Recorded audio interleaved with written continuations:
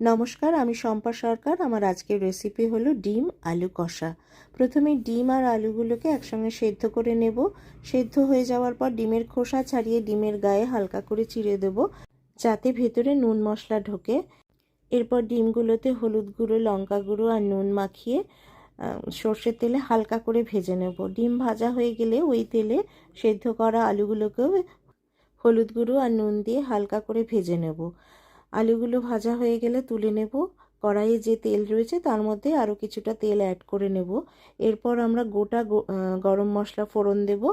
তার সঙ্গে ফোড়ন দেব স্টার অ্যানিস আর দুটো শুকনো লঙ্কা আর গোটা জিরে। ফোড়নটা ভাজা হয়ে গেলে আমরা পেঁয়াজ কুচি দিয়ে দেবো। পেঁয়াজ কুচি দেওয়ার কিছুক্ষণ বাদে আমরা নুন দিয়ে পেঁয়াজটাকে হালকা ব্রাউন করে ভেজে নেব।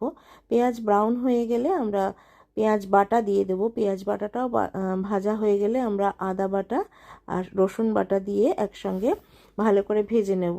আদা রসুন বাটা ভালো করে ভাজা হয়ে গেলে আমরা টমেটো বাটা দিয়ে দেবো। টমেটো বাটাটাকেও খুব ভালো করে ভেজে নেওয়ার পর আমরা কিছু গুঁড়ো মশলা অ্যাড করব, যেমন ধনে গুঁড়ো, জিরে গুঁড়ো, লঙ্কা গুঁড়ো, কাশ্মীরি লঙ্কা গুঁড়ো, হলুদ গুঁড়ো। এরপর অল্প অল্প জল দিয়ে আমরা মশলাটাকে ভালো করে কষবো। ভালো করে মশলা কষা হয়ে গেলে আমরা ভাজা আলুটা অ্যাড করে নেব। ভাজা আলু অ্যাড করবার পরও আমরা অল্প অল্প জল দিয়ে কিন্তু মশলাটা বারবার কষতে থাকবো। মাঝে কিছুটা আমরা কাঁচা লঙ্কা কুচিও দিয়ে দেবো ঝালের জন্য। আর বারবার করে ঢেকে ঢেকে আমরা জল দিয়ে দিয়ে মশলাটা কষবো।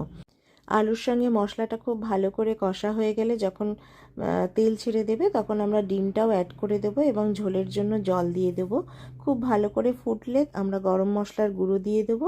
গরম মশলার গুঁড়ো দিয়ে দিলেই কিন্তু ডিমটা একেবারে রেডি হয়ে যাবে। দেখুন তো কেমন হয়েছে। আপনারাও বাড়িতে চেষ্টা করবেন, আশা করি খুব ভালো হবে।